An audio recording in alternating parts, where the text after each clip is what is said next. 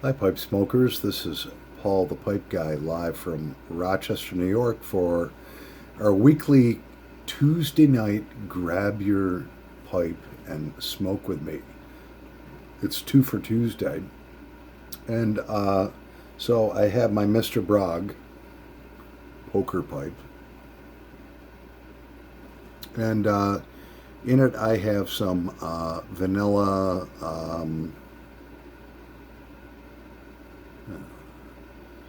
Custard. Yeah, vanilla custard. Thank you, son. So I have some vanilla custard in it, and it's absolutely marvelous.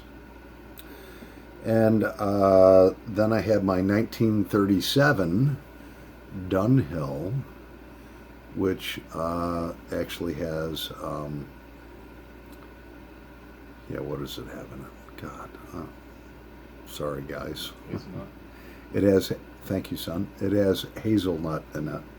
So, sir, Tuesday night, grab your pipe and let's have a smoke, a little rant. So, the last week's been a bit rough, but it's getting better. Going to go back to work on Thursday, and I've enjoyed the time off, staying up late with my son, really late, like till 4 a.m., and just talking and sleeping till 2 a.m. or 2 p.m. So, mm,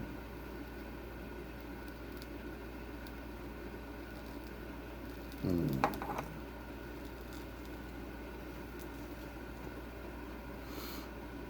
Yeah, this vanilla custard is like to die for. So,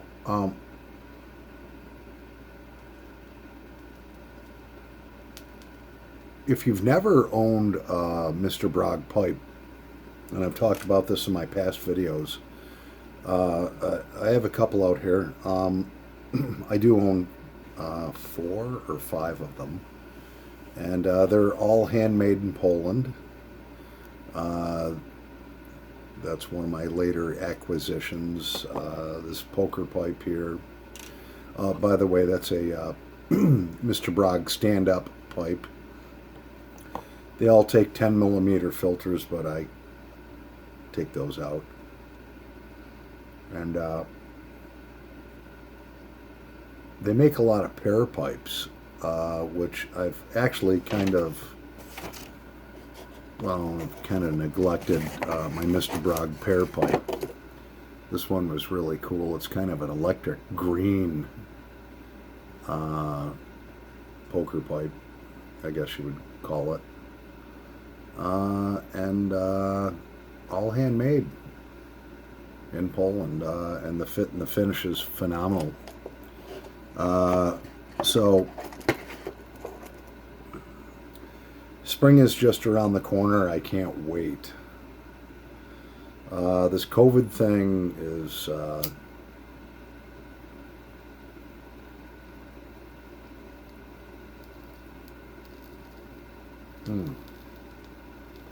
really ravaging the United States, as I'm sure it is the entire world. And it would be nice to get back to some summertime outdoor musical concerts and be able to go to the pub every now and then and have a beer. Um, Although I don't do that very much anymore. But still be nice to be able to do. Uh, we've got a bit of a warm streak in Rochester. It actually got up to almost 50 degrees the other day, which is really nice, and it was sunny. So,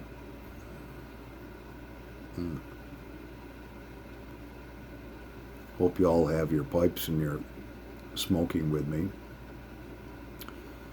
Really didn't know what I wanted to talk about this evening.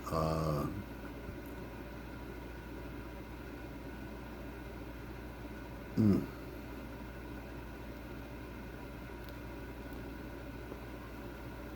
But It's been a good week in some ways and a bad week in other ways. As you all know, I lost my second son in the past 3 years, and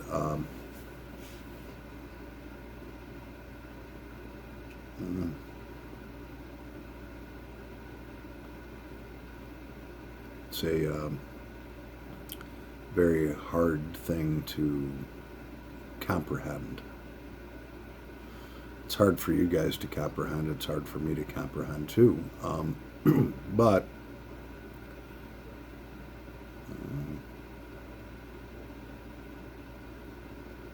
well,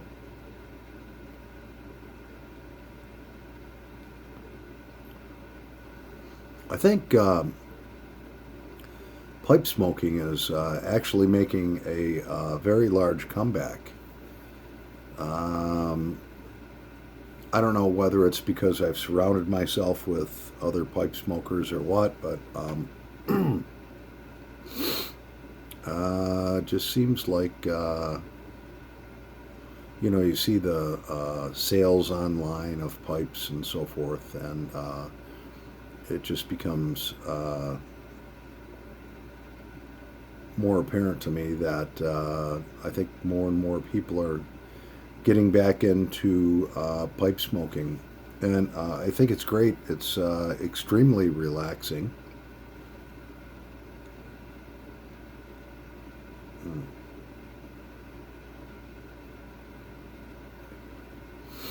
It's I come home after work, smoke a couple of 2, 3 bowls, sometimes more, and just kind of get in the zone. Don't even turn on the TV most nights anymore. And pipe collecting is also really kind of cool too. I mean, you're looking around eBay and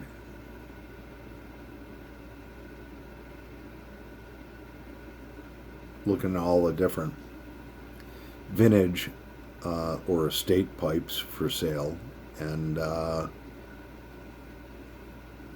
a lot of fun to collect. I've done some videos on some of my strategies on buying vintage pipes off of eBay. You can find that in my archives, and they've worked very well for me. I think it's time to light up this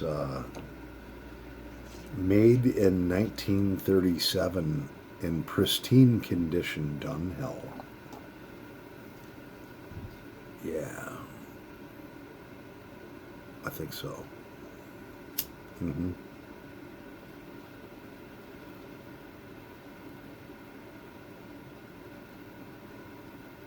Mm.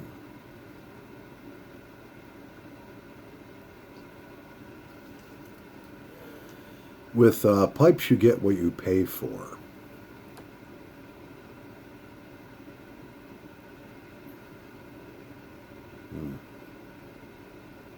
This certainly is a awesome smoking Dunhill. I only own one Dunhill. I've got a few Savinellis. My collection consists of about, right now, about 110 pipes.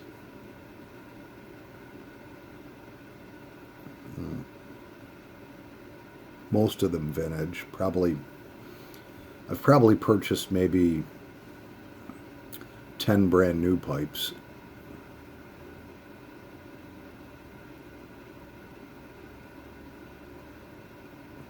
Love the Mr. Bragg pipes. Love the Savinellis.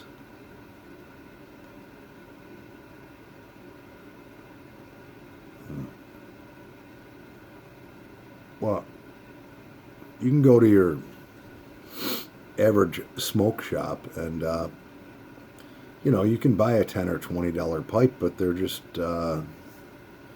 most of them aren't made out of real briar. I don't know what they're made out of, but they're cheap. And even if you're a new pipe smoker, at least invest $50 into a Dr. Graybow. You won't be disappointed. They still make a fantastic pipe that smokes very well. That has a 6 millimeter filter in it, which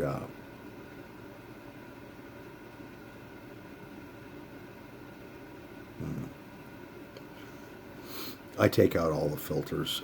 I don't know, in my opinion, if you're going to smoke a pipe, why have a filter in it? You know, it just clogs the airway. The filters don't last very long. Pipe tobacco has a lot of moisture in it, so you know it, clogs stuff up real quick, including them filters. That's why it's so important to wait till your pipe cools down, and then clean it. When I first started pipe smoking,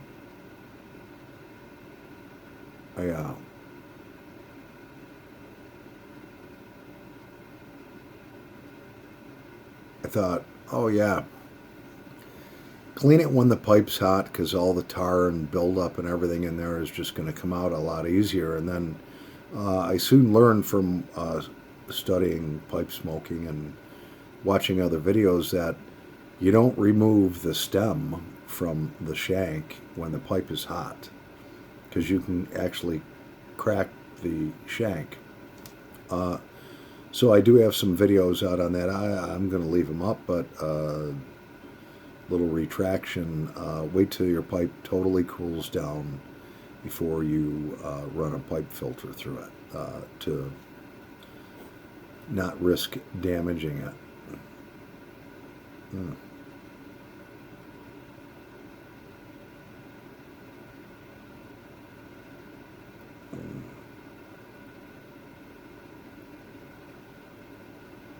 Oh yeah.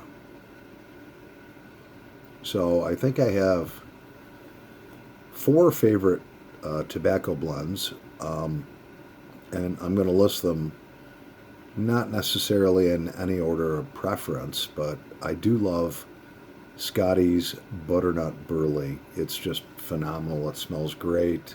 I love the hazelnut. I love the vanilla custard,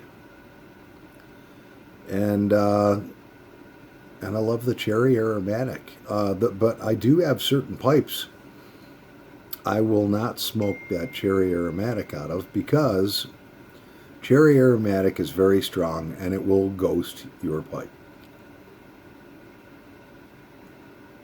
So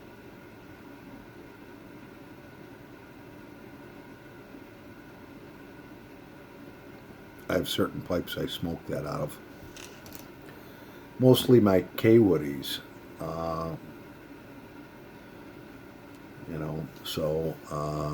And a lot of my K-Woodies, I did the salt and alcohol treatment on them, and was able to actually de-ghost them. When you buy a vintage pipe, if it's been ghosted, it may be cleaned and sterilized or whatever, but what will happen is over a few bowls, all of a sudden that ghost of and a lot of it is Prince Albert. I mean, back in the 30s and 40s, Prince Albert was the #1 pipe tobacco in the world.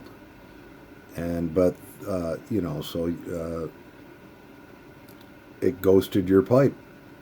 So your vintage pipe that you buy, you might start out and be like, oh man, this is great. It's like a new pipe, but those oils and everything and the tar is soaked into the briar, and after a few smokes, a few bowls, that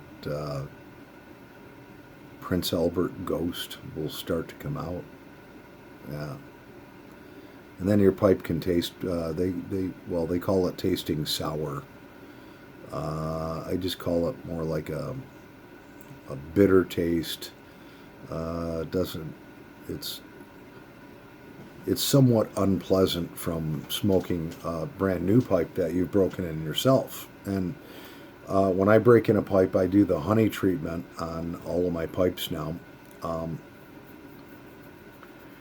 uh, my friend across the pond, Dale Piper, he does that with all of his pipes. So you put a modest amount of honey in it with a Q-tip, turn it upside down so the honey doesn't run into the air hole at the bottom of the pipe and clog it up, and then you let it sit for a day or two. Let it dry out, let it soak in. First couple of bowls you have, you won't believe the carbon buildup that happens. And carbon is good to have in your pipe. Keeps them smoking cool, protects the briar, and it's just all around a necessity for every pipe. So I'm having a Busch beer this evening. Actually, a couple. So.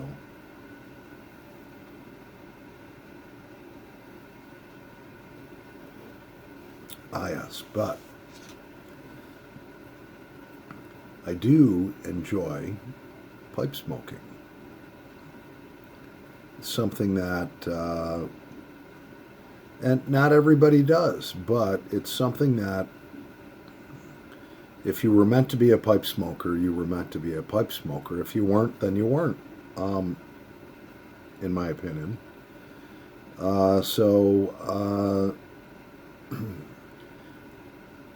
I don't inhale my pipe tobacco and be coughing my brains out. But you still get nicotine through the veins and capillaries in your mouth, and there's a lot of nicotine in pipe tobacco. Mm. Mm. Oh, yeah. This 1937 Dunhill is just spectacular. I love it. So,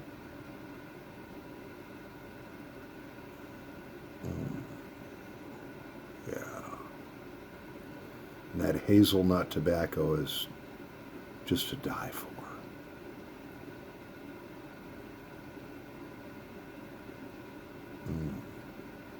If you haven't tried it, you should. I know across the pond in the UK, your resources of obtaining certain pipe blends are limited, unfortunately. I don't know if pipesandscigars.com will deliver tobacco to England, but I've had pretty good luck with them. They got a really fast delivery. I mean, you order something off of pipesandscigars.com, and it's here in like 3 days.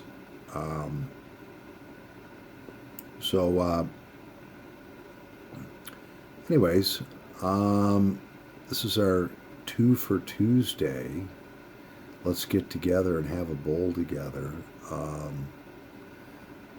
I hope you all find yourselves well, and I'm doing much better now. Again, I appreciate all the support from the YouTube pipe community, and